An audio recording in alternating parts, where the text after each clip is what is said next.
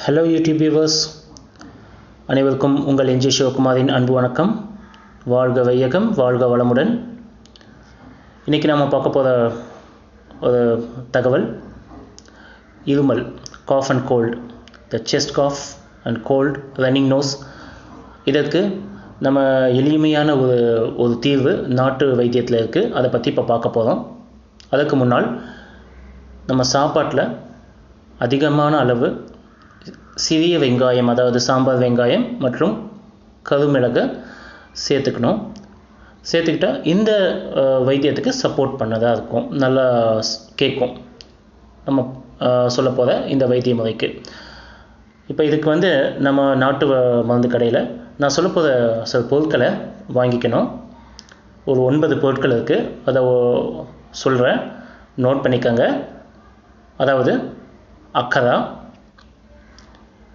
ஐங்காயம், அதிமதுரம், ஆடாதொடை, கண்டன் கத்திரி, கரும் துளசி, தூதுவளை இலை, சித்தரத்தை, திரிகடுகம். இவை அனைத்தும் ஒவ்வொன்றிலும் 50 கிராம். மொத்தம் 9 பொருட்கள். இந்த 9 பொருட்கள் ஒவ்வொன்றுலேயும் 50 கிராம், ஆக மொத்தம் 450 கிராம். இதில் நான் திரிகடுகம் சொன்னது ஒன்றும் இல்லை, சுக்கு மிளகு திப்பிலியோடைய கலவை தான். அதுதான் இந்த திரிகடுகம்ன்றது.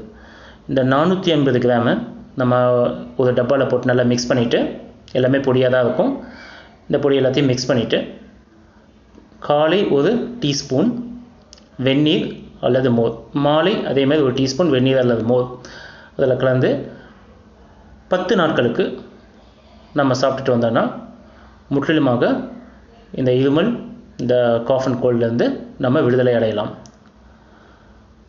இன்றைக்கி நான் கொடுத்த டிப்ஸ் உங்களுக்கு எல்லாருக்கும் உபயோகமாக இருக்கும்னு நம்புகிறேன். இந்த வீடியோ பிடிச்சிருந்தால் லைக் பண்ணுங்கள், சப்ஸ்கிரைப் பண்ணுங்கள். கீழே இருக்க பெல் பட்டனை கிளிக் பண்ணிங்கன்னா இந்த சேனலோட நியூ வீடியோஸோட நோட்டிஃபிகேஷன் வரும். உங்கள் ஃப்ரெண்ட்ஸுக்கும் ஷேர் பண்ணுங்கள். வாழ்க வையகம், வாழ்க வளமுடன். எல்லா புகழும் இறைவனுக்கு. நன்றி, வணக்கம்.